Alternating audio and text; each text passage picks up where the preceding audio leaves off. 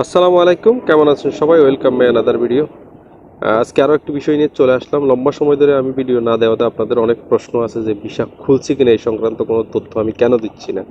তো আজকে এই ভিসা আসলে খুলছে কিনা, অনেকেই বলতেছে যে 1 তারিখ থেকে ভিসা খুলে দিছে, যেটা সবাই একদম মুখে মুখে বলতেছে। এবং দেখলাম যে অনেক নিউজ এটিকে খুব ভালোভাবে দেখছি প্রচার করতেছে, যে সাধারণ মানুষ এটাতে অনেকটা বিভ্রান্ত হচ্ছে আর কি। যাই হোক, আজকে আমি এটি ক্লিয়ার করবো আসলে কি ভিসা খোলা আছে না বন্ধ আছে, নাকি 1 তারিখে যে খোলার ব্যাপারটা সবার মুখে শুনতেছেন।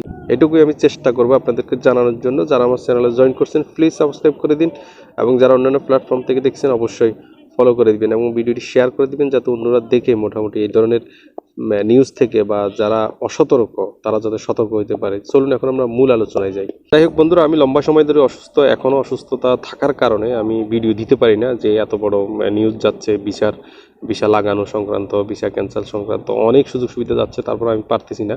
কিন্তু এর ভিতরেই যখন দেখলাম যে ভিসা খুলে দিছে 1 তারিখ থেকে, এই ধরনের নিউজে অনেক সোশ্যাল মিডিয়াতে দেখতেছি, ভালো ভালো চ্যানেলে দেখতেছি, তখন আমি, যেহেতু আমি দুবাইতে আছি বা আরব আমিরাতের ভিতরে আছি, টুকটাক কিছু নিউজ তো আমার কাছে আছে মোটামুটি।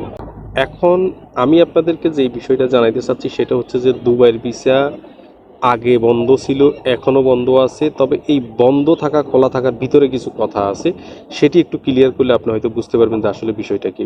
বিষয়টা হচ্ছে যে দুবাইয়ের ভিসা বাংলাদেশিদের জন্য কয়েকটা ক্যাটাগরি ছাড়া বাকি সব ভিসা কিন্তু বন্ধ আছে, এবং লেবার ভিসা বিশেষ করে বন্ধ।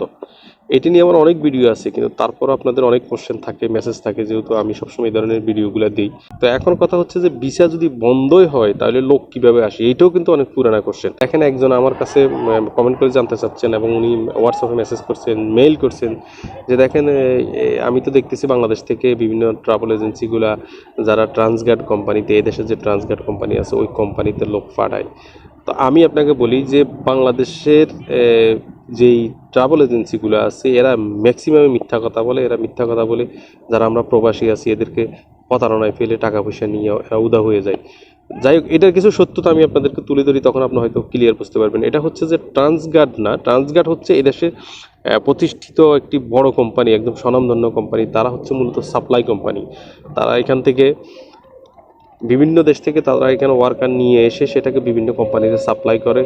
তারা মান্থলি পেমেন্ট যদি 2000 নেয়, হয়তো আপনাকে 1500 দিচ্ছে, এরকম একটা আর কি। যাই হোক, সাপ্লাই কোম্পানি মূলত তারা। পাশাপাশি তাদের নিজস্ব কনস্ট্রাকশন সহ অন্যান্য ব্যবসা বাণিজ্য আছে। যাই হোক, এই ট্রান্সগার্ড কোম্পানি সহ এই ধরনের ধরে যদি দুবাইতে আপনি 20টা বা 50টা কোম্পানিতে ধরেন যে এই 20টা 50টা কোম্পানিতে ভিসা হচ্ছে, তাহলে সেখানে ভিসা হচ্ছে কিভাবে আমি আপনাকে বোঝাই। যেহেতু বড় বড় কোম্পানিগুলা একটা দেশের অনেকাংশেই অর্থনীতি দিয়ে সাপোর্ট দেয় প্রত্যেকটা দেশে, সেই ক্ষেত্রে বড় বড় কোম্পানিদের কিছু রিকোয়েস্ট গভর্নমেন্ট শোনা লাগে। সেই হিসেবে হয়তো দেখা গেছে যে 1টা 2টা 3টা 5টা 10টা এরকম ভিসা হয়তো বাই করে তারা, বিভিন্ন অবস্থা ধরে বিভিন্ন মাধ্যম ধরে রিকোয়েস্ট করে। তো এটা তো আর ভিসা খোলা না। তো আপনি বারবার যেহেতু ট্রান্সগার্ডের কথা বলতেছেন, এটা অনেক বড় কোম্পানি, সেই ট্রান্সগার্ডের যে অনেকগুলা ক্যাম্প আছে, লোকজন আসে, সেটা কিন্তু আমার বাসার আশেপাশে, আমি যেখানে আছি সে আশেপাশে কিন্তু তারা থাকে। তো মূলত এই ট্রান্সগার্ড দেখেই কেউ আপনাকে, বা আরও বড় কোনো কোম্পানির দেখে, লোভ দেখিয়ে আপনার কাছ থেকে টাকা পয়সা নিলে, টাকা পয়সা দিতে খুব সাবধানতার সাথে দিবেন। কারণ হচ্ছে যে এখানে 1% আপনার চান্স থাকবে, বাকি 99% এখানে আপনার ভিসা না হওয়া, টাকা ফেরত না পাওয়া, প্রতারণার শিকার হওয়ার চান্স থাকবে। আর যে 1 তারিখের যে খবরটা বারবারই দেখাচ্ছে, এটা এই দেশের বিশ্বস্ত কোনো গণমাধ্যম থেকে বা বিশ্বস্ত কোনো ওয়ে থেকে এখন পর্যন্ত এটির কোনো বিশেষভাবে কোনো নিউজ আসে নাই, যেটি আপনারা হয়তো জানলে যে একদম পুরোপুরি ক্লিয়ার হবেন যে এই ধরনের কোনো জায়গা থেকে কিন্তু নিউজ আসে নাই। আমি বিভিন্ন ট্রাইফিং সেন্টারে গিয়ে কথা বলছি, সেখানেও দেখি নাই যে কেউ বলতে যে ভিসা 1 তারিখে খোলা। কিন্তু এই যে বাংলা নিউজে যেটি বলতেছে বারবার যে 1 তারিখ থেকে ভিসা খুলে দিবে, 1 তারিখ থেকে খুলে গেছে, এটা সম্পূর্ণ ফ্যাক্ট নিউজ। এই নিউজে কান দিয়ে কেউ টাকা পয়সা দিবেন না, টাকা পয়সা দিয়ে কেউ প্রতারিত হবেন না, নিজের পরিবারকে বিপদে ফেলবেন না, এবং প্রতারণা থেকে সাবধান থাকবেন। তবে এখানে আমি একটা কথা বলি, কোন কোন ভিসা খোলা আছে এটি নিয়ে আমার অনেক ভিডিও আছে, তারপর আমি সিম্পলি বলতেছি। সেটা হচ্ছে যে হাই প্রফেশনাল ভিসা খোলা আছে, যদি আপনার অথেন্টিক একদম পিওর গ্র্যাজুয়েশন কমপ্লিট আছে, এই ধরনের কোনো বাংলাদেশের এই ধরনের কোনো ইউনিভার্সিটি থেকে আপনার সার্টিফিকেট থাকে, এবং খোলা আছে হচ্ছে যে বিজেটও অনেক ঝামেলা আছে, খুব কমই হচ্ছে। তো এই দুইটা খোলা আছে, গোল্ডেন আছে, স্টুডেন্ট ভিসা খোলা আছে, ফ্যামিলি ভিসা খোলা আছে। তো এই ভিসাতে আইসা তো আপনি ওয়ার্কারের কাজ করতে পারবেন না, আপনাকে অবৈধ হিসেবে থাকতে হবে।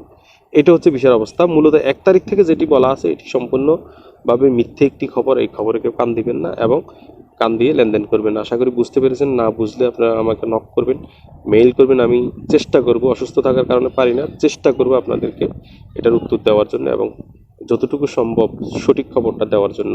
ভালো থাকবেন, সুস্থ থাকবেন। অন্য কোনো ভিডিওতে দেখা হবে। আসসালামু আলাইকুম ওয়া রাহমাতুল্লাহি ওয়া বারাকাতুহু।